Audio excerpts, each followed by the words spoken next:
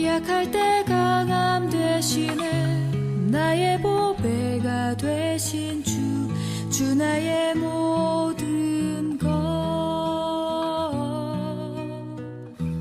주 안에 있는 보물을 제가 신앙생활하면서 저를 가르쳐 주셨던 분들에게 배웠던 것, 또 제가 배웠던 대로 또 성도들에게도 가르쳐 주었던 분들이 뭐냐면, 교회 이제 나온 지 얼마 안 되는 성도님들에게 성경을 읽고 싶은데 어디를 읽을까요? 라고 물어보면 잠언을 읽으세요.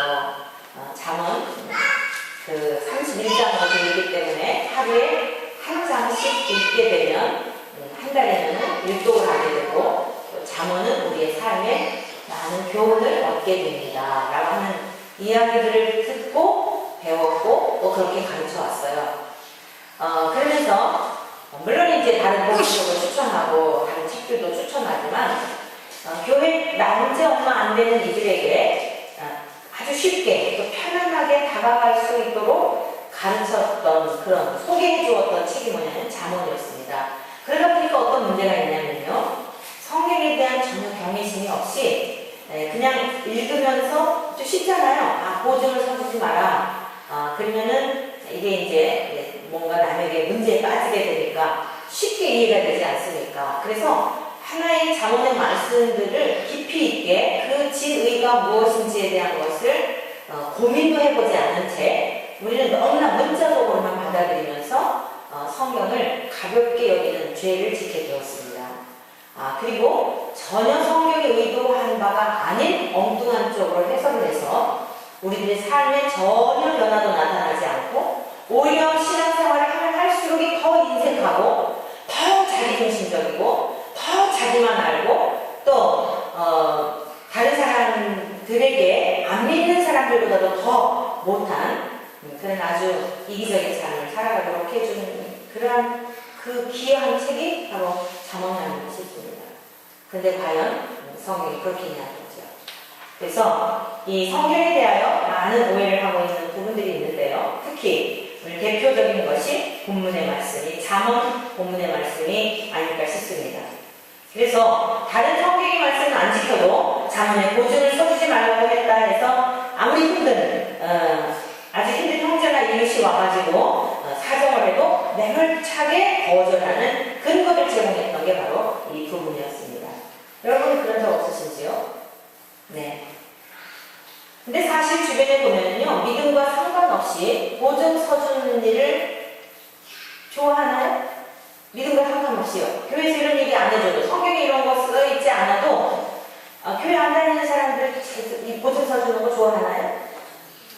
다 싫어해요. 성경에서 그때 이런 얘기 안 해도요, 성경을 보지 않아도 보증 서주는 부담스러운 거 다 압니다. 성경 말씀에 그때 이런 걸 그렇게 기록할 필요가 없어요.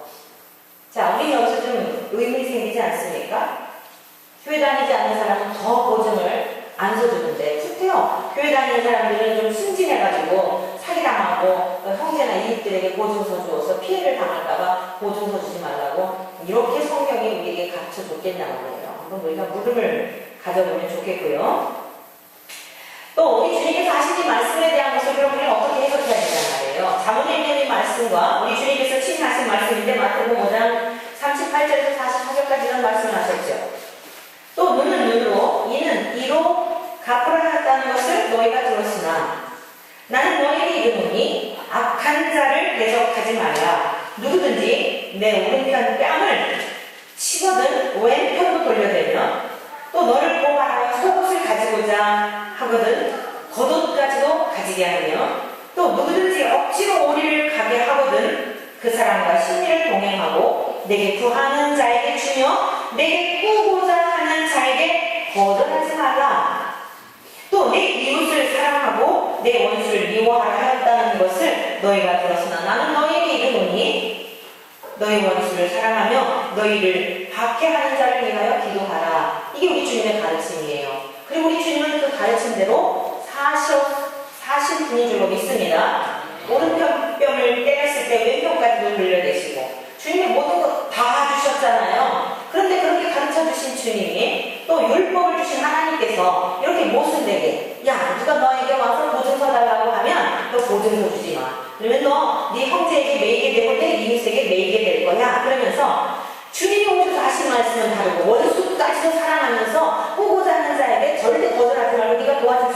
도와주라고 해놓으시고, 그거 보증도 뭐 사실은 온 세상 사람들이 보증 서줬다고 다 떼어먹는 건 아니잖아요. 진짜 힘들어가지고 나를 좀 보증해주세요 해가지고 사실 갚은 사람이 더 많을까요? 떼어먹은 사람이 더 많을까요? 갚은 사람이 더 많죠. 그런데 떼어먹은 사람들이 너무 강렬하게 막 억울함이 있기 때문에 그 갚은 사람들은 얘기를 안 하고 갚음 받지 못하고 자기가 갚아야 될 사람들이 억울하니까 그 얘기를 하다 보니 온 세상 사람들이 다 떼어먹은 것처럼 이렇게 이해된 건 아닐까요? 그렇죠? 갚은 사람이 훨씬 더 많을 겁니다.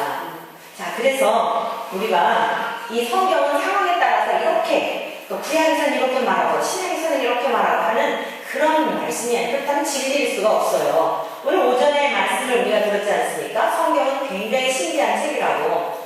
그 장구한 세월에 걸쳐 1600여 년이라는 세월에 걸쳐 기록되었는데 창세기에서부터 요한계시록까지 관통을 하고 있어요.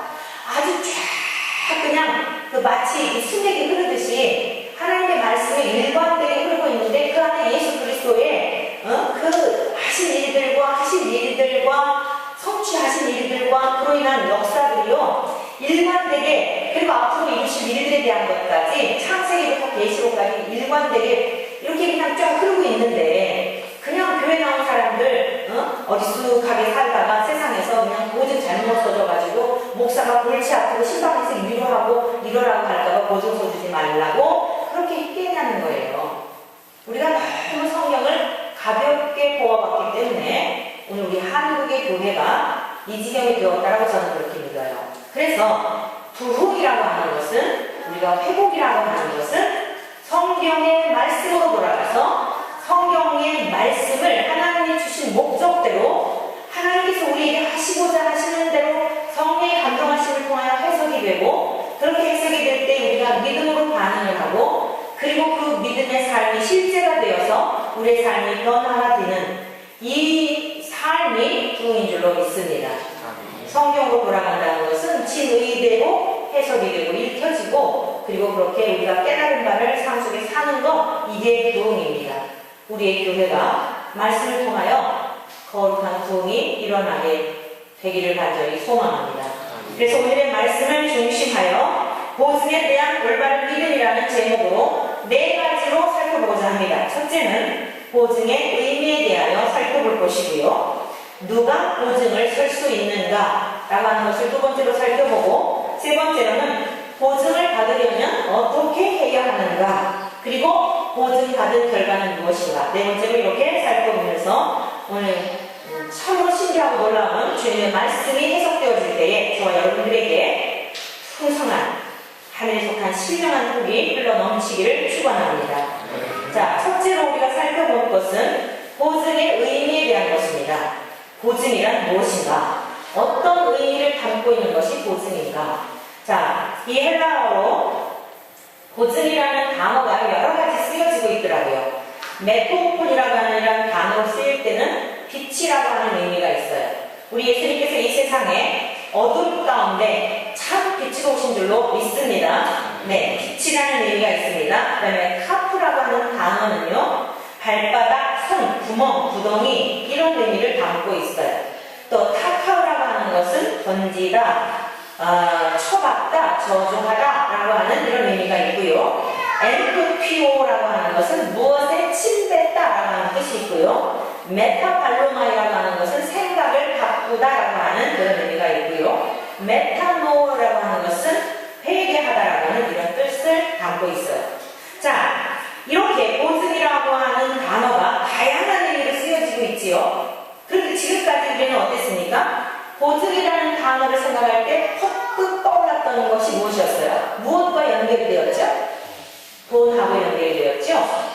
보증 서주지 말라고 하는 것은 저 사람이 은행에 돈을 빌리려고 하는데 그 사람이 은행에 그만큼 담보물이 없기 때문에 내가 거기에 담보물을 제공하면서 그걸 보증을 서주는 것인가 보다. 그래서 그냥 아무리 친했던 사람도 나한테 뭔가 와가지고 돈 얘기하면은 그냥 아주 얼굴이 싸해지고 아주 가난한 척하면서 아주 힘든 척하면서 어떻게 이거를 거절을 해야 하는 그런 고민을 하면서 보증이라고 하는 것을 꼭 돈과 연관해서 이렇게 생각하였죠. 근데 오늘 보니까 보증이라고 하는 이 원어적 의미가 뭐예요? 돈이라고 하는 것, 재물이라고 하는 것은 하나도 그 의미가 나타나지 않고 우리가 정말 너무도 상상할 수 없는 단어에 해석되어지고 있는 것을 보증이라는 단어가 지금 해석되고 있는 것을 여러분이 지금 들으셨을 겁니다. 잠언 17장 17절에 이런 말씀이 있어요. 친구는 사랑이 끊어지지 아니하고 형제는 미급한 때를 위하여 낳느니라. 이렇게 말씀하고 있어요. 여러분, 친구는요 사랑이 끊어지지 아니하고 형제는 미급한 때를 위하여 낳느니라. 맞습니까? 네, 이러한 친구를 주시기를 축복합니다. 이러한 형제들이 되시기를 축원합니다. 그런데 교회 다니면서요 그 뒤에 보면 뭐라 그랬냐면 지혜 없는 자는 남의 손을 잡고 그의 이웃 앞에서 포도주 되느니라. 이렇게 말씀하고 있어요. 또 뜬금없이 친구는 사랑이 끊어지지 않는다고 말하고 형제는 미급한 때를 위해서 낳았다고 해놓고는요 그리고서는 지혜가 없는 자는 남의 손을 잡고 보증이 된대요. 말이 맞지 않지요? 자, 오늘 이렇게 말이 맞지 않는 것 같은데 오늘 이 말씀들을 풀어가도록 하겠어요. 어떤 의미를 담고 있길래 이렇게 아리송하게 우리는 너무나 쉽게 보증하는 아무리 가까운 친척이라도 보증 서주지 말라는 겁니다. 이렇게 너무너무 하나님의 말씀을 포기하여서 오히려 예수님은 우리 다른 사람에게 상처를 입히고 오히려 인색하기 짝이 없는 그런 삶을 살아왔던 오늘 우리들의 모습은 아니었는지 살펴보면서 성경이 말씀하고 있는 그 참된 뜻들에 대한 것을 살펴보도록 하겠습니다. 본문 말씀 이제 잠언 6장 1절과 2절에 보면은요 함께 같이 읽어보실까요? 시작. 내 아들아 내가 만일 간구하며 하늘을 위하여 보증하였으면 내 입의 말로 내가 얽혔으며 내 입의 말로 인하여 잡히게 되었느니라 라고 말씀하고 있어요.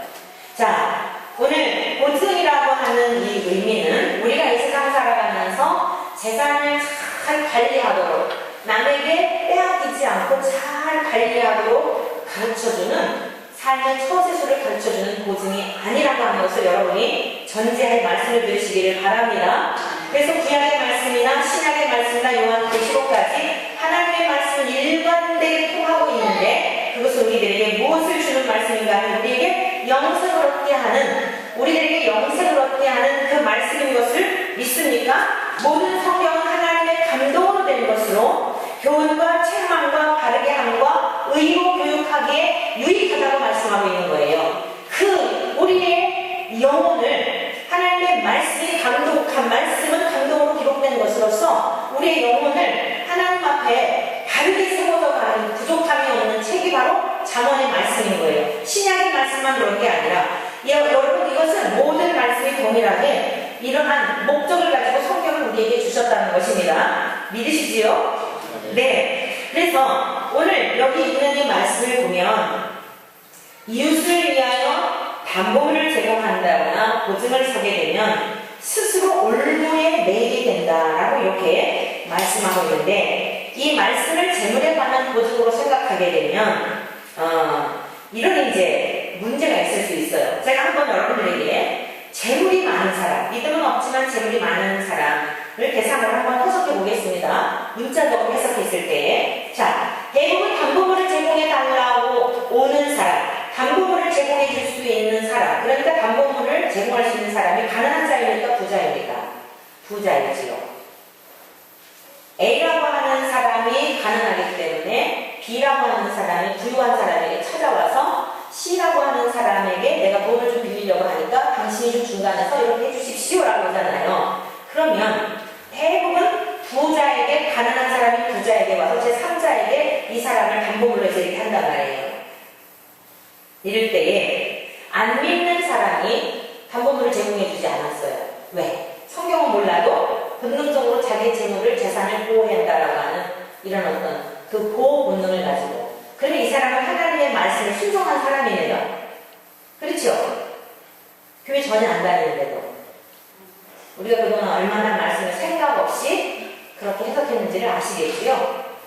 진짜 말씀을 잘 지키는 사람이 누구예요? 인색하게 담보물을 제공하지 않는 사람이 지혜로운 사람이고 그 사람들이 처세를 잘하는 사람이에요. 구태여 교회 안 나와도 성경을 안 읽어도 성경에 무지해도 그럼 그 사람들이 훨씬 더 보지도 않고 그렇게 천부적으로 하나님 말씀을 잘 지키는 거 아니겠어요? 단순히 우리의 재산을 보호하기 위해서 담보물을 제공해주지 말라고 이런 문제들이 있는 거예요. 그래서 오늘 두 번째로 우리가 살펴볼 것은요, 누가 보증을 설 수 있는가예요. 본문의 말씀을 통하여 우리가 배워야 할 것은 무엇인가 하면, 지혜의 신이신 하나님은 그의 자녀들을 구원하시기 위해서 담보물로 성자 하나님을 이 땅에 보내주실 것을 약속하셨어요. 믿습니까? 이거 하나님이 손해보는 일이에요? 유익을 얻는 일이에요? 빨리 답변해보세요. 하나님이 내가 너희들의 죄의 빚, 그걸 갚아야 되는데 너희들의 힘으로는 안 되고 능력으로 안 돼. 내가 대신 담보물을 제공해줄게. 너희들의 생명의 값으로 내 아들을 보내줄게. 이게 하나님 편에서 손해보는 일이에요? 유익되는 일이에요? 손해보는 일이지요. 그러면서 오늘 잠언 1장, 내 아들아 내가 만일 이웃을 위하여 담보하며 타인을 위하여 보증하였으면 내 입의 말로 내가 얽혔으며 내 입의 말로 인하여 잡히게 되었느니라. 이 잠언은 지혜사 아닙니까? 그래서 우리들에게 하나님 백성들에게 내 아들아, 이거 구원받은 백성들을 향하여 하는 말씀이라고 했잖아요. 하나님의 자녀들에게 하나님께서 성령의 감동으로 이 책을 기록하게 하셨으니까 하나님은 담보물을 제공한다거나 담보물을 제공해줄게 라고 약속하는 것은 손해보는 것을 아시면서도 창세기에서부터 요한계시록까지 하나님의 아들 예수님을 우리를 위해서 담보물로 제공해 주시고 우리를 구원하시겠다고 언약을 하신 줄로 믿습니다. 그리고 그 언약의 성취로 담보물로 예수님이 오신 줄로 믿습니다. 그리고 이게 요한계시록에서 담보물이 되어주신 예수님 때문에 하나님과의 관계가 우리의 빚이 다 청산이 되어 하나님의 나라에 이르게 된 줄로 믿습니다. 그래서 오늘 여기서 우리가 기억해야 될 것은 하나님은, 약속이 신실하신 하나님은 우리의 죄의 빚을 갚아주시려고 담보물로 아들을 보내주실 것을 손해볼 것을 아시면서도 얼마나 고통스러운지를 아시면서도 하나님의 자녀들을 위해서 언약해 주셨다는 사실이에요. 이걸 우리가 한번 기억해야 하고요. 또 하나 이 본문 말씀을 통해 우리가 기억해야 할 것은 인간은 절대 다른 사람의 담보자가 될 수 없다는 것을 기억해야 해요. 우리의 죄의 빚을 누가 대신 갚아줄 수가 없고 내가 이렇게 해줄게. 여러분 다 종교를 통해서 다른 사람의 담보물이 되겠다고, 여러분 다른 사람들의 죄의 문제 해결해 주겠다고 종교를 만들고, 여러분 그것 엄청난 하나님 앞에 판단받는 일이에요. 자, 3절 말씀 보겠어요. 내 아들아 내가 내 이웃의 손에 빠졌은즉 이같이 하라. 만약에요 입의 말로 다른 사람의 담보가 되겠다고, 다른 사람의 죄를 용서하겠다라고 이런 헛된 가르침이나 이런 것들을 가지고 사람들의 마음을 빼앗아서 자기가 담보물이 될 것처럼 했다고 한다면 너는 이웃의 손에 빠졌다는 거예요. 내 이웃의 손에 빠졌은즉 이같이 하라. 너는 곧 가서 그 사실을 알게 된 즉시 야 이거 큰일 났구나, 내 이웃의 손에 빠져가지고 엄청난 일 당하겠구나, 그것을 알게 된 즉시 겸손히 내 이웃에게 간구하여 스스로 구원하되, 이렇게 말씀하고 있어요. 자, 곧 가서 다른 널리 다 제껴놓고 즉시로 가서 네 이웃에게 이거 잘못됐습니다, 이거 잘못됐습니다, 이거 내 안 될 말입니다, 나는 누구의 담보를 서줄 만한 사람도 못 되고 담보물을 제공해 줄 만한 사람도 아닙니다, 잘못되었으니 저 좀 용서해 주십시오. 여기 뭐라 그랬어요? 스스로 구원하되 이랬잖아요. 너 그 올무에서 빨리 빠져나오라는 거예요. 그러면 오늘 여기서 우리가 한번 생각해 봐야 돼요. 우리가 찾아가야 할 이웃은 누구일까요? 잘못됐습니다, 구원해 주십시오. 이거 제가 어리석었습니다. 무슨 제 주제를 알지도 못하고 다른 사람의 죄를 내가 어떻게 죄의 빚을 갚아줄 수 있을까요? 여러분 한마디로 말해 이 세상에 물질적으로 한번 문자적으로 해석해 보자고요. 문자적으로라도 자기는 월세 살면서 한 달 한 달 그렇게 월세 내는 것도 힘든 사람이 아무 담보물도 없으면서 다른 어떤 사람에게 자기보다 훨씬 형편이 나은 사람을 갖다가 내가 보조서 줄게요 해봤자 웃기는 노릇 아니에요. 그럼 나중에 어떻게 되겠어? 당신이 와가지고 담보서 줬으니까 모범이 돼도 해가지고 내 종이 돼.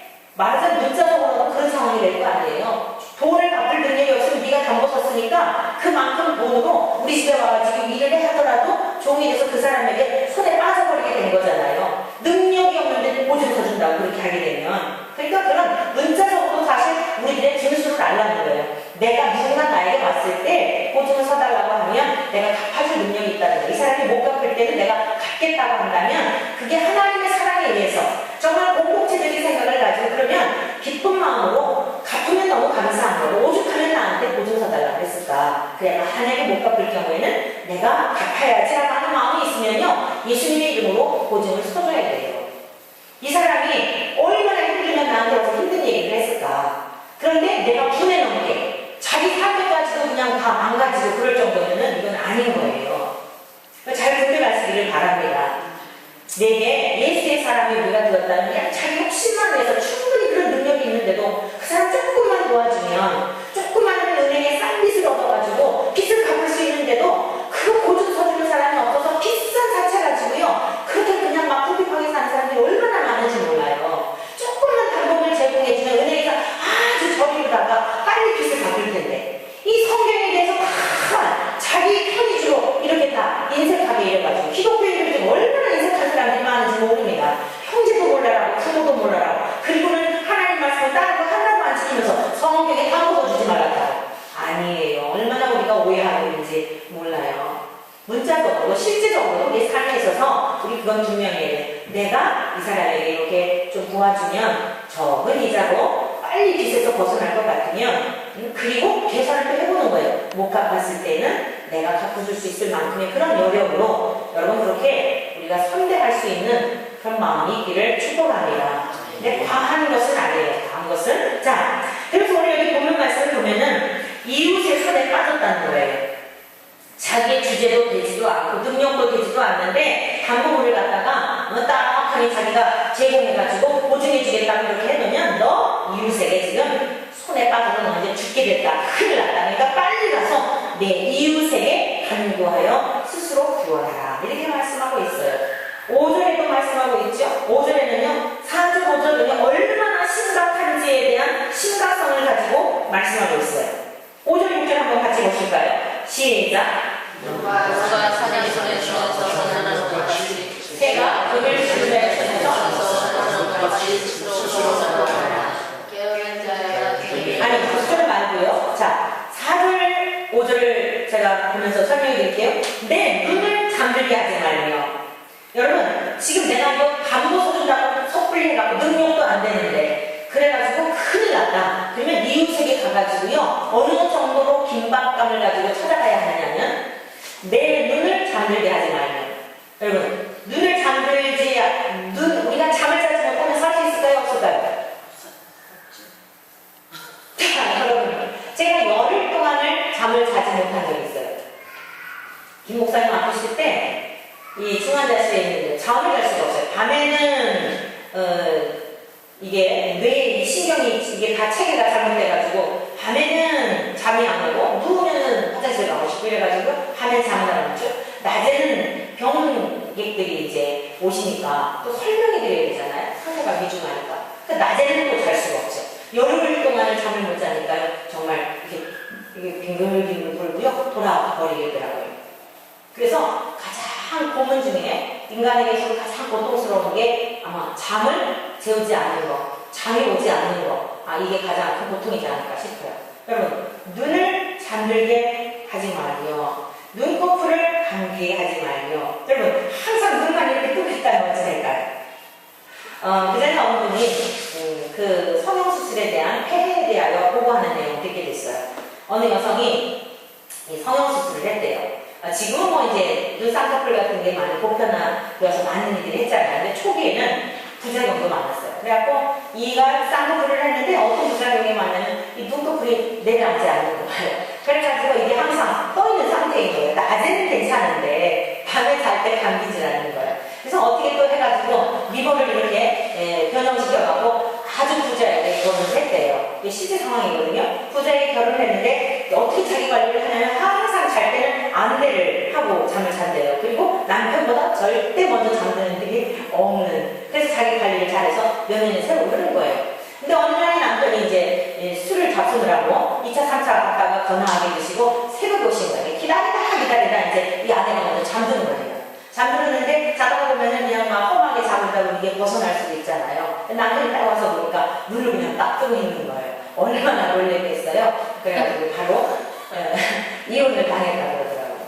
여러분, 눈꺼풀이 계속 떠 있는 거, 잠들지 못하는 거, 이거는 죽음이에요. 그 뒤에 있는 말씀 보세요. 또 노루가 사냥꾼의 손에서 벗어나는 것 같이, 여러분, 노루가 사냥꾼의 손에 이미 잡혔어요. 그 벗어날 확률이 얼마나 될까요? 또 새가 금을 치는 자의 손에서 벗어나는 것 같이, 새가 그물망에 걸려들었어요. 그 이미 망 안에 걸려들어서 살아날 가능성이 없는 거예요. 그런데 어때요? 그런 긴박감을 가지고 너 지금 이미 죽었다 생각하고 죽은 목숨이다 생각하고 살기 위해서 그물망에 걸려든 새가 얼마나 발버둥칠까요? 그 노루가 사냥꾼의 손에서 벗어나려고 얼마나 발버둥할까요? 사력을 다하지 않겠어요? 죽을 일을 다하지 않겠어요? 왜? 이미 죽은 목숨이니까, 걸려든 목숨이니까. 너가 지금 담보물을 제공을 하고 보증이 되는, 누구에게 보증이 되겠다고 하는 것은 너는 그런 능력도 없는데, 너는 다른 사람을 구원할 능력도 없고 다른 사람들의 생명을 살려줄 수 있는 능력도 없는데 네 스스로 그렇게 할 수 있다고 생각한다면 마치 너는 노루가 사냥꾼의 손에 잡힌 것 같고 새가 그물망에 걸린 것처럼 너는 이미 죽은 목숨이다 이거예요. 그러니 빨리 누구에게 가서? 내 이웃에게 가서 잘못되었습니다. 정말 잘못됐습니다. 살려주십시오. 그리고서는 가서 스스로 구원하라는 거예요. 그럼 우리가 여기서 이제 의문이 생기죠. 의문이. 그럼 도대체 누가 우리가 찾아가서 사정을 해가지고 저 잘못했습니다. 정말 저는 능력이 없습니다. 내 죄에 대한 빚을 갚을 능력도 없고 다른 사람들의 내 죄도 갚을 능력이 없는데 다른 사람들의 죄를 갚을 능력이 어디 있습니까? 정말 잘못했습니다. 저를 불쌍히 여겨주십시오. 저를 용서해 주십시오. 라고 가서 사정을 해야 할 이웃은 누구일까요? 오늘의 퀴즈. 누구예요? 여러분들이 다른 사람 담보물을 제공해주지 않고 보증을 서지 않았다는 그럴 일 없잖아요. 그렇죠? 그런데 이 성경은 아무 해당이 안 되는 거예요, 우리들에게. 그리고 교회 안 다니는 사람도 보증 안 서주고 교회 다니는 우리들도 다 보증 안 서주고 하니까 이 성경은 그냥 그렇게 읽어도 되는 거예요. 나하고 상관이 없구나 라고 생각해야 되는 거예요. 성경은 뭐라고요? 구원받은 하나님의 백성들에게 의로 교육하기에 유익하다 라고 말씀하고 있잖아요. 흔히 자만 그렇게 쉽게 우리에게 해석하고 이해될 그런 말씀으로 주셨겠느냐고요. 우리가 찾아가야 할 이웃은 누구냐면 강도 만난 자의 이웃으로 찾아오신 우리 주 예수님인 줄로 믿습니다. 우리의 담보물이 되어주신 예수님인 줄로 믿습니다. 저와 여러분들이 강도를 만나서 머리부터 발끝까지 얻어터진 흔적뿐이고 그런데 우리가 뭐 좀 재물 좀 있다고 뭐 좀 성실하다고 뭐 좀 착하다고 남들이 좀 뭐 칭찬해준다고 뭐 좀 인정해준다고 그리고 자기 스스로 무엇인가 오히려 다른 사람에게까지 도와줄 것처럼 이렇게 생각하는 거 이거 얼마나 엄청난 하나님 앞에 살고 죽는 문제에 관해서 얼마나 엄청난 것이냐 그런 말씀이에요. 제가 어제 전도를 이렇게 이쪽에서 일단 이쪽에 쭉 가면서 백병원까지 이렇게 가면서 전도를 하게 되었는데 백병원 앞에 신발을 파는 형제가 있었어요. 다른 교회를 다닌다고 하더라고요. 그리고 그 옆에 놀러 오신 할아버지가 계셨어요. 그 할아버지에게 복음을 전하게 되었는데 우리 노원 지역에 아주 큰 교회를 다닌대요. 그러면서 한 4년 내지 5년 정도 되셨대요. 연세는 90세쯤 되셨다고 하더라고요. 근데 100대는 아주 정정해 보이셨어요. 이분이 저에게 그 교회를 나가는 이유에 대하여서 이렇게 말씀하셨어요. 2주에 한 번씩 봉투에다가 2만원씩을 준대요. 그리고 쌀을 1kg씩을 준대요. 그 교회에서. 그 교회를 나가면 2주에 한 번씩 2만원씩 주고 쌀을 1kg씩을 주기 때문에 그것을 타기 위해서 교회를 나가신대요. 제가 이제 할아버지 연세가 지금 90이 다 되셨다고 하는데 이제 하나님 앞에 가셔야 할 그 때가 점점 다가오고 있는데요. 교회를 다니는 이유와 목적을 아십니까? 그런 거 상관없어요. 나 그런 거 듣고 싶지도 않아요. 내가 그냥 교회 가면은 2주에 한 번씩 2만원을 주고 쌀 1kg를 받으니까 혼자 가신대요. 한 5개 해먹으니까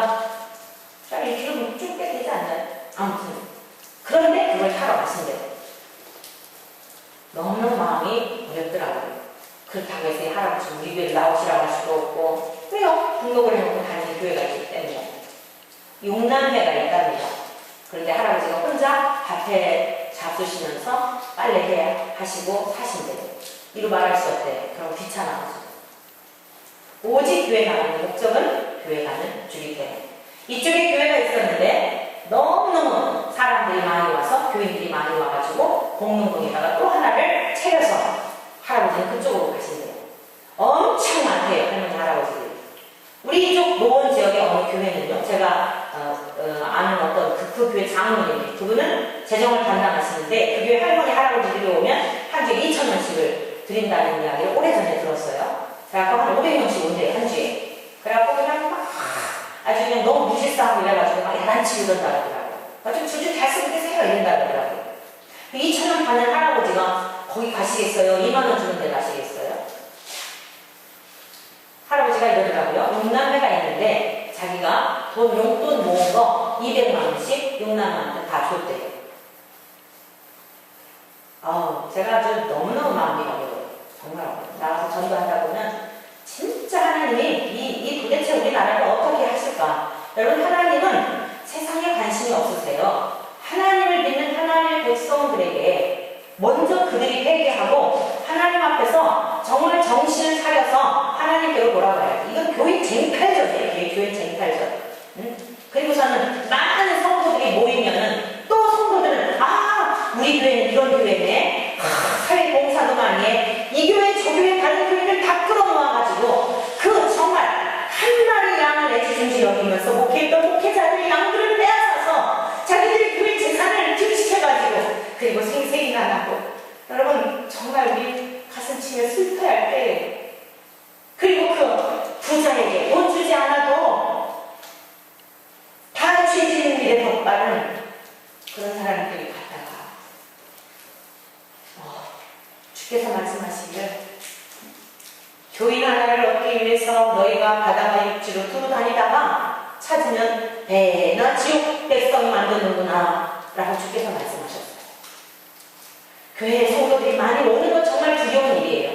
제대로 복음을 전해주지 않고 듣든지 안 듣든지 듣기 싫어하든지 아주 신경질을 내든지 짜증을 내든지 목회자를 향하여 대적하든지 성경의 말씀대로 가르쳐주는 누가 목회자들에게 있는 것이고 성도들이 그 말씀을 오늘 우리가 들었잖아요. 히브리서의 4장에 있는 말씀 우리의 영과 끈과 및 관절과 골수를 찔러 쪼개기까지 하는 살아있는 말씀.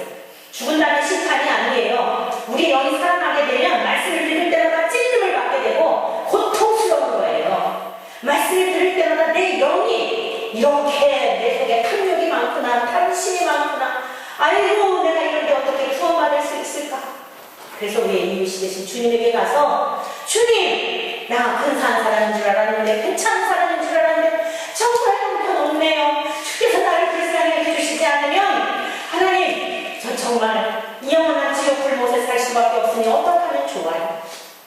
우리의 이웃이 되어서 주님에게 찾아가서요. 우리 주님 앞에 나와서 우리를 나의 감동문이 되어주세요.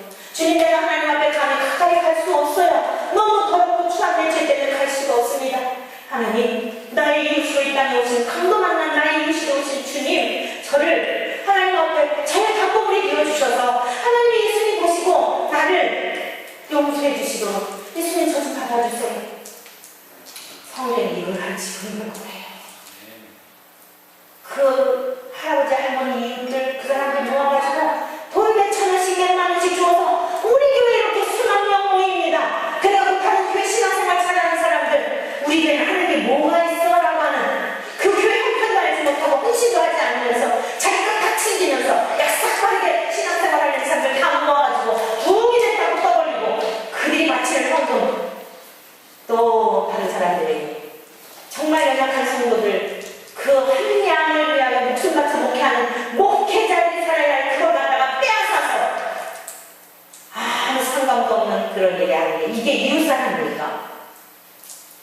정말 좋아요 여러분들은 제가 지난 주간에 너무너무 감사했어요. 우리 교회가 지하실인 것이 감사하고 하나님께서 내 마음속에 성전을 크게 지키고 하나님 앞에 그런 마음 갖지 않게 감사하고 성도들이 목사님 20여 년이 넘는 동안 우리 교회 올라갑시다. 교회를 근사하게 해놓으면 교회가 성도들이 몰려올 겁니다. 그런데도 흔들리지 아니하고 교회는 거울목이 아닙니다. 우리들 중심 속에 예수님이 내 안에 생명이 살아서 나를 주관하시고 주일에는 나 한 사람 한 사람 세워지는 것이 중요하지. 건물 번듯하게 지어가지고 그 빛 감느라고 그냥 본질에서 벗어나서 허덕이는 이런 목회 원하지 않습니다. 하나님이 내 마음속에 부어주신 믿음을 따라 순종하고 살아왔더니 요즘 얼마나 감사한지. 이제는 건물 번듯하게 짓고 많은 빛 때문에 경매에 들어가는 교회들이 비난을 당하고 빛 감느라고 교회가 휘청거리는 교회들 때문에 비난을 당하는 이 시대에 내가 뭐 해서가 아니라 이 휘쾌한 냄새나는 지하교회를 하나님께서 붙들고 오셔서 오늘 여러분 한 사람 한 사람 속에 예수의 생명이 잉태되어 예수의 생명을 붙들고 살아갈 수 있는 하나님의 백성들 그 성전을 세우라고 인도해 오시는 내가 얼마나 감사한지. 지난 주간에도 여러분들 성도님들의 소식을 통하여 이 사람이 과거에 이런 사람이 아니었는데 이 사람이 이렇게 변화되었어요. 자녀들이 놀라고 주변에 있는 사람들이 놀랬대요. 여러분 이런 고백을 들으면서요 제가 얼마나 하나님 앞에 감격하며 주님 종이 고민하고 종이 씨름하며 붙들고 왔던 한 영혼들에 대한 것이 헛되지 않았구나. 한 사람이 예수의 생명을 얻어서 변화되고 예수의 사람으로 가정에서 살아내고 그 예수의 사람이 세상 속에 흘러나가게 하는 자녀들에게 빛이 되고 이 세상에 흘러나가는 그 소망을 주셨다는 하나님 그게 주님께서 부어주신 은혜를 따라 살아오게 하시는데 너무 감사합니다. 얼마나 감사한 한 주간이었죠. 여러분 우리가 먼저 사랑해야 할 이웃은 우리가 먼저 찾아가서 우리 하나님 앞에 고백하고 우리의 구원을 위해서 부탁해야 할 분은 우리 주 예수 그리스도이신 줄로 믿습니다. 그렇다면 왜 꼭 예수님이냐 예수님이어야만 하는가 이거에 대한 근거를 제가 여러분들에게 설명해 드리도록 하겠습니다. 제가 첫 번째 페이지에서 보증의 의미에 대한 것을 단어를 해석해 드렸지요. 보증이라는 단어 가운데 메토폰이라는 단어는 빛이라는 의미라고 말씀드렸습니다. 예수님은 우리의 보증물이 되시기 위하여 빛으로 이 땅에 오신 분인 줄로 믿습니다. 또한 보증의 의미 가운데 카프라고 하는 단어가 있다고 했지요. 발바닥, 손, 구멍, 구덩이라는 의미를 갖고 있다고 했어요. 타카라고 하는 단어는 경지다, 처박다, 저주하다 라는 의미라고 했죠. 엠프티오라고 하는 이 단어는 무엇에 침뱉다 하는 뜻이라고 했죠. 저와 여러분의 영혼이 갚아도 갚을 수 없는 우리의 죄 때문에 예수님은 우리의 죄값을 지불하시기 위해서 손과 발을 대못에 박히셨습니다. 또한 얼마나 수치와 모욕을 당하셨는지 주님께서 당하신 십자가의 고난의 장면을 묘사한 다음의 말씀을 제가 여러분들에게 읽어드리겠습니다. 마태복음 26장 67절 이하에 있는 말씀입니다. 이에 예수의 얼굴에 침 뱉으며 엠프티오에 예수의 얼굴에 침 뱉으며 주먹으로 치고 어떤 사람은 손바닥으로 때리며 이르되 그리스도야 우리에게 선지자 노릇을 하라 너를 진자가 누구냐 하더라. 이에 성도의 군병들이 예수를 데리고 관전으로 들어가서 온 군대를 그에게로 모으고 그의 옷을 벗기고 홍포를 입히며 가시관을 엮어 그 머리에 씌우고 갈대를 그 오른손에 들리고 그 앞에서 무릎을 꿇고 희롱하여 이르되 유대인의 왕이 평안할지어다 하며 그에게 침뱉고 갈대를 빼앗아 그의 머리를 치더라. 희롱을 당한 후 홍포를 벗기고 도로 그의 옷을 입혀 십자가에 못 박으려고 끌고 나간다.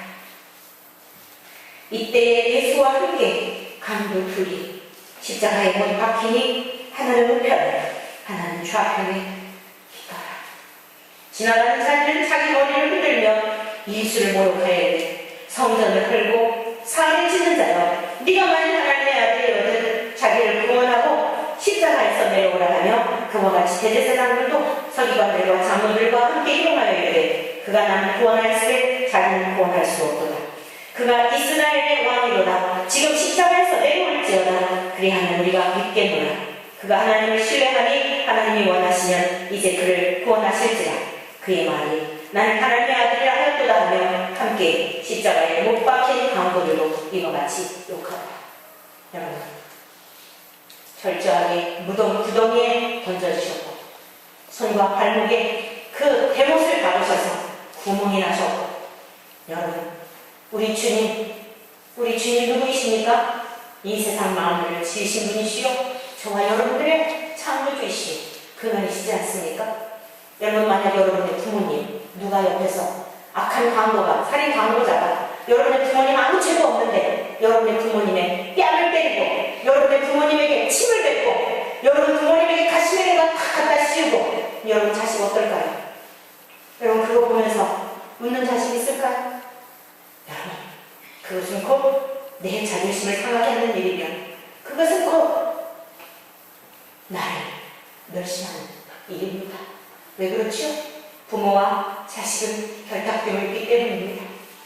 우리 하나님이 그렇게 저와 여러분의 담보물이 되어주시고 저와 여러분의 보증이 되어주시고 이렇게 땅에 담보물을 오신 거예요. 그래서 너희들은 괜히 누구 담보해준다고 그 얄궂은 뭐 선에 가겠다고 가가지고 그러지 마라. 큰일 났다 너. 네 영혼도 멸망할 뿐만 아니라 너 다른 사람들의 영혼까지도 멸망시켜. 너는 어서 그 모든 일 다 그만두고 먼저 와서 너의 담보물이 되어준 나에게 은혜를 구해야 돼. 너를 위해 모욕과 수치를 당하며 너의 담보물로 내가 아들을 제공해 주지 않으니 그 예수님에게 와서 구원해달라고. 그걸 구해야지. 여러분, 오늘 말씀 그것이 우리에게 말씀하고 있는 거예요. 그러면 셋째로 우리가 살펴볼 것은 뭐냐면 구원을 보증을 받으려면 어떻게 해야 할까? 보증이란 또 다른 단어 가운데 메타노에오가 있다고 했지요. 이것은 회개하다라고 하는 단어라고 말씀드렸습니다. 메타발로마이라고 하는 단어가 있는데 이는 생각을 바꾸다라는 뜻입니다. 우리가 우리의 담보물이 되어주신 주님의 보증을 받기 위해서는 저와 여러분들의 지나온 살아온 나의 삶에 굳게 다져져 있는 고집을 버려야 할 줄로 믿습니다. 우리의 옳다고 생각하는 내 주관, 내 관점, 내 가치관, 여러분 그 얄궂은 것들을 십자가에 못 박아야 할 줄로 믿습니다.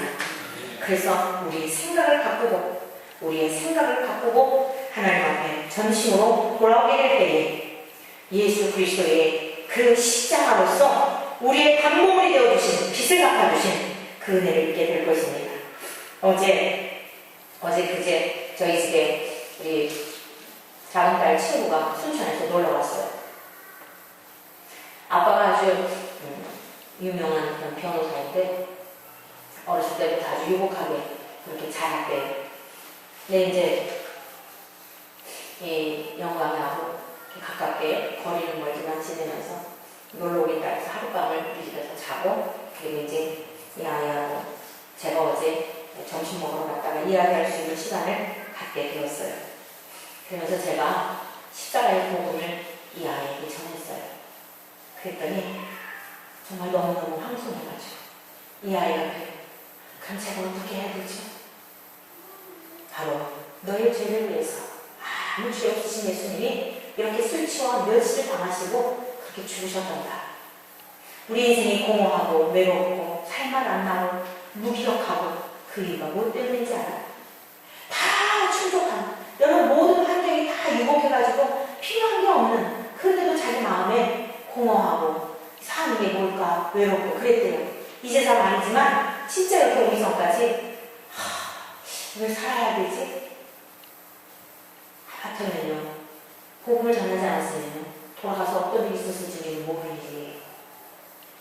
나 구원해 주세요 하고 찾아오는 것 같더라고요.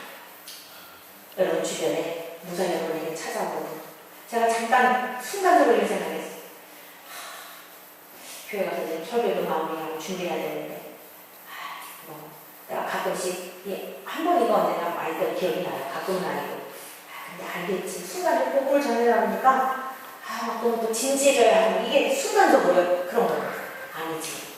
내가 언제 또 이 아이를 만날지 모르는데 그러면서 쭉 십자가의 복음을 전했는데 저는 세상에 그렇게 말씀을요 그냥 막 아기가 목말랐다가 그냥 슬퍼서 먹는 것처럼 그리고 십자가의 복음을 전하는데 그 눈에 있으리 맺히면 제가 어떻게 해야 되는 거예요?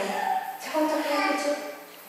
세상에 그렇게 십자가의 복음 앞에 반응하며 돌아오는 그런 경우 고기 드문 일이 있어요.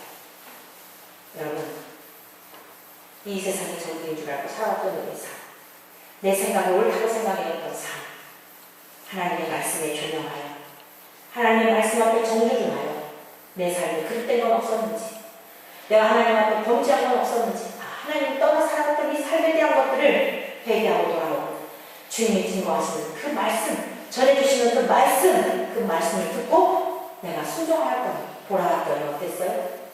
하나님께서 하나님의 아들, 이 딸을 위해서도 단번으로 예수님을 주셨기 때문에 하나님은 이 자녀를 받아주시고 하나님의 자녀로서의 보증을 인쳐주신 줄로 믿습니다. 사랑하는 성도 여러분, 그렇다면 우리가 네 번째로 살펴볼 것은 보증받은 결과가 무엇일까요? 에베소서 1장 11절에서 13절 본문의 말씀을 보면 우리 함께 같이 읽도록 하겠습니다. 에베소서 1장 11절에서 13절 우리 다같이 한 목소리로 읽어보시도록 하겠습니다. 자, 11절 말씀만 읽겠습니다. 시작! 모든 일을 그의 뜻에 결정적으로 일하시는 이의 계획을 따라 우리가 예정을 입어 그 안에서 기업이 되었으니 아멘. 사랑하는 성도 여러분, 저와 여러분을 구원 얻은 것은 어느 날 갑자기가 아니라 하나님께서 창세전부터 저와 여러분을 짓기 전부터 계획하시고 이 땅에 보내신 줄로 믿습니다. 그래서 우리는 함부로 살 수가 없는 거예요. 우리가 내가 볼 때 내 길이 연약하고 내가 보더라도 정말 엉망이고 그럴지라도 하나님 우리의 자녀들 자라갈 때 아이들의 모습을 보면 어때요? 미숙할지라도 내 소중한 자녀 아닙니까? 하나님께서 창세전부터 우리를 예정하여 자녀 삼아주셨다고 한다면 우리를 결코 포기하지 아니하시고 우리를 굳게 붙드시어서 하나님께서는 하나님의 소유를 삼아주셨기 때문에 사랑하는 성도 여러분, 하나님의 소유가 된 저와 여러분들 포기하지 않을 줄로 믿습니다. 그래서 이제 보증을 받은 결과가 무엇이냐? 첫째, 하나님의 소유가 되었다는 것이에요. 창세 전부터 우리를 계획하시어서 디모데후서 1장 19절에 이렇게 말씀하셨습니다. 그러나 하나님의 끈과 터는 썼으니 인침이 있어 일렀으되 주께서 자기 백성을 아신다 하며 또 주의 이름을 부르는 자마다 불의에서 떠날지어다 하였느니라. 아멘. 믿습니까? 네, 하나님의 끈과 터는 썼는데 인침이 있었다는 거예요. 인침. 자, 여기 에베소서 1장 12절 13절 볼까요? 이는 우리가 그리스도 안에서 전부터 바라던 그의 영광에 찬송이 되게 하려 하심이라. 그 안에서 너희도 진리의 말씀 곧 너희의 구원의 복음을 어떻게 했어요? 듣고. 자, 들었어요. 우리가 진리의 말씀 곧 구원의 복음을 들었어요. 그 안에서, 누구 안에서? 예수 그리스도 안에서. 또한 어떻게 했어요? 믿었어요. 믿습니까? 네. 자, 여러분 복음을 듣고 믿었습니까? 네. 자, 반응을 하셔요. 여러분이 주님 앞에 고백하는 거예요. 복음을 듣고 십자가의 복음이 나 때문에 반복이 되어주신 사실 여러분이 들었습니다. 그러면 그 안에 지금 여러분이 믿음으로 확실히 주님 앞에 고백합니까? 아멘. 그러면 약속의 성령을 인치셨다는 거예요. 여러분, 이것은 사실적인 단계입니다. 여러분 어때요? 우리가 지금 계약을 할 때에 쌍방간에 이렇게 하고 나서 빵빵 문장을 찍게 되면 어때요? 그 다음부터는 이게 사실적인 법적인 효력이 발생이 되는 거예요. 그러니까 오늘 약속의 복음을 듣고 우리가 믿게 되면 우리의 죄를 회개하고 믿게 되면 어때요? 주께서 말씀하셨잖아요. 때가 자꾸 하나님의 나라가 가까이 왔으니 복음을 듣고 회개하고 복음을 믿으라 말씀하셨잖아요. 우리의 잘못되었던 삶에 대한 생각을 바꾸고 하나님께로 돌아와서 복음을 믿게 될 때에 성령님이 인쳐주셔서 성령이 우리 안에 하나님이 선물로 보내주셔서 계신단 말이에요. 그게 인치셨다 이 뜻이에요. 그러면 그렇게 인친 하나님의 사람들은 어때요? 하나님의 소유가 되었다는 뜻이고, 두 번째로는 뭐냐면 안전한 의미가 있다는 것을 말씀하는 거예요. 믿습니까? 14절 말씀 있습니다. 이는 우리 기업의 보증이 되사 그 얻으신 것을 속량하시고 그의 영광을 찬송하게 하려 하시리라. 자, 이렇게 말씀하고 있죠?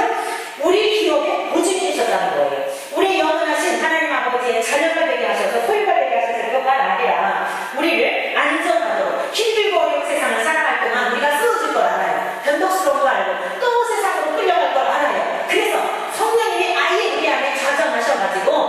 안전하게 나그네 인생길 살아가도록 우리를 보호하신다 이 뜻입니다. 이것은 감정이 아니라 합법적인 사실적인 관계다 이 뜻이에요. 있습니까? 그래서 성령님이 내 안에 계시면 뭐 눈물이 나고 뭐 깜팔대고 웃고 뭐 이런 증상이 있어요. 방언을 하고 뭐 이래야 성령을 받았나? 아니에요. 그건 감정적인 게 아니에요. 합법적으로 사실적인 관계예요. 원래 말씀을 믿고 우리가 반응하였더니 하나님께서 회개하고 돌아온 자에게 성령을 보내주신 거예요. 자, 여러분 안에 주의 성령님이 계신 것 맞습니까?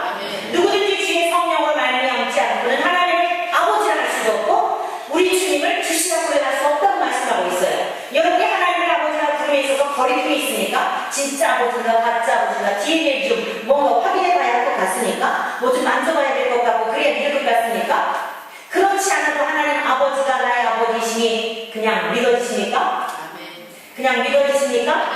이 질문을 자꾸 하니까 여러분 이게 여기서 내가 이 대답을 해야 되나 아니면 이게 옳매이나 이거 그러시는 것 같은데 정신 차리라고 이렇게 질문을 하는 거예요. 다시 정리해드려요. 하나님 아버지라 부르는 것이 너무너무 편안하고 너무너무 감사하고 내 육신의 아버지 부르는 것 이상으로 아무런 거리낌이 없이 믿어지십니까? 아멘. 성령님이 계신 증거인 줄로 믿습니다. 누구든지 성령으로 말미암지 않고는 하나님을 아빠 아버지라 부를 수 없다고 말씀하고 있어요. 또한 성령으로 말미암지 않고는 주님, 나의 주님이십니다. 전식으로 내 인생의 모든 것 주님 것입니다 라고 고백할 수 없다는 것이에요.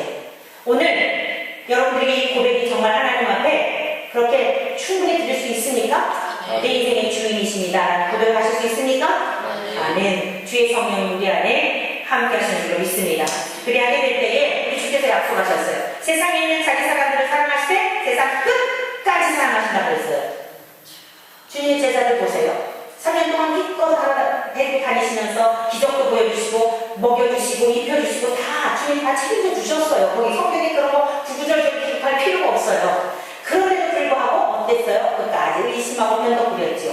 근데 주님은 요한복음 13장에 주님께서 자기 사람들을 사랑하실 때 세상 끝까지 사랑하셨다는 거예요. 근데 우리 주님은 죽으시고 하늘로 가버리셨잖아요. 무슨 우리 끝까지 사랑이야? 주님은 약속에 신실하신 분은 한번 언어 말씀하셔서 시원치 않으세요.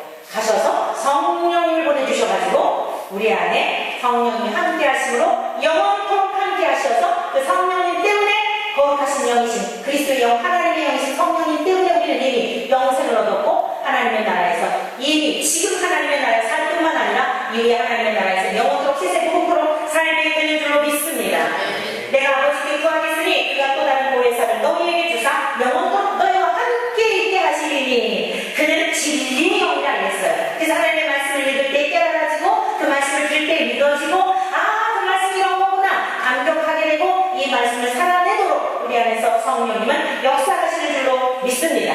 세 번째는요, 우리가 보증을 받았다는 게 뭐냐? 재림의 날까지 유효하다 이 뜻이에요. 하나님께서 약속하신 이 약속은 유효한 것입니다. 에베소서 4장 30절 말씀을 같이 한번 보실까요? 에베소서 4장 30절 하나님의 성령을 근심하게 하지 말라. 그 안에서 너희가 구원의 날까지 인치심을 받았느니라. 아멘. 하나님의 성령을 근심하게 하지 말라. 그 안에서 너희가 구원의 날까지 영원한 하나님의 나라에 갈 때까지 아니면 주님이 땅에 오실 때까지 우리가 죽음이 와서 먼저 갈지라도 그때까지 하나님 앞에 서게 되는 그날까지 완전하게 우리를 보호하시는 그러한 재림의 날까지 유효함을 말씀하고 있는 것이에요. 네 번째로는요, 불변의 의미가 있어요. 영원토록 변함없는 하나님의 약속, 이 약속은 변함없는 불변한 줄로 믿습니다. 히브리서 6장 17절 18절에 이렇게 약속하셨습니다. 하나님은 약속을 기업으로 받는 자들에게 그 뜻이 변하지 아니함을 충분히 나타내시려고 그 일을 맹세로 보증하셨나니 이는 하나님이 거짓말을 하실 수 없는 이 두 가지를 변하지 못할 사실로 말미암아 앞에 있는 소망을 얻으려고 피난처를 찾은 우리에게 큰 안위를 받게 하려 하시니라. 이렇게 말씀하고 있어요. 하나님의 약속은 기업으로 받는 자들에게 그 뜻이 변하지 않는데요. 우리가 변덕스러운 거지 하나님은 변덕스럽지 않습니다. 상황과 환경에 따라 우리들의 믿음이 갈대처럼 흔들리는 것이지 하나님은 여상히 우리를 보호하고 계시는 줄로 믿습니다. 사랑하는 성도 여러분들이요, 우리 주님은 천군 천사들로 하여금 찬송을 받으시고 모든 피조세계로 하여금 영광을 받으시기에 합당하신 그런 우리 주 예수 그리스도이신 줄로 믿습니다. 그런데 그분이 손해볼 것 아시면서도 성부 하나님을 예수님을, 아들 예수님을 저와 여러분들의 담보물로 제공해 주셔서 저와 여러분들의 모든 것을 다 우리 주님이 다 끌어안으시고 죄와 죽음과 실탄과 지옥 불못으로부터 사탄 마귀로부터 우리를 건져주시려고 담보물이 되어주셔서 그 주님이 담보물이 되어주신 까닭에 성령이 우리를 일쳐주심으로 말미암아 빵빵 보증을 서주시고 일쳐주셔서 이 영광스러운 하나님의 자녀로서 이 세상을 넉넉히 이기며 살아가게 되는 복을 얻게 될 줄로 믿습니다. 사랑하는 성도 여러분들이요, 우리가 얼마나 존귀한 자인지 아시겠지요? 겉으로 살 수 없고 그 얇은 재물 몇 푼 때문에 인색하게 이 문자적으로 내 어떤 처세술을 위하여 하나님의 말씀을 왜곡하여 여러분 이렇게 함부로 우리가 이제 읽지 마시고 해석하지도 말고 듣지도 말고 하나님의 말씀대로 정말 우리가 얼마나 귀중하고 소중한 담보물이 되신 주님의 보증 서주신 은혜를 잊게 되었는지를 기억하셔서 존귀한 하나님의 백성답게 살아가는 우리 모두 되시기를 주의 이름으로 간절히 축원합니다. 예수 어린 양 존귀한 이름 예수 어린 양 존귀한 이름 십자가 죄사하셨네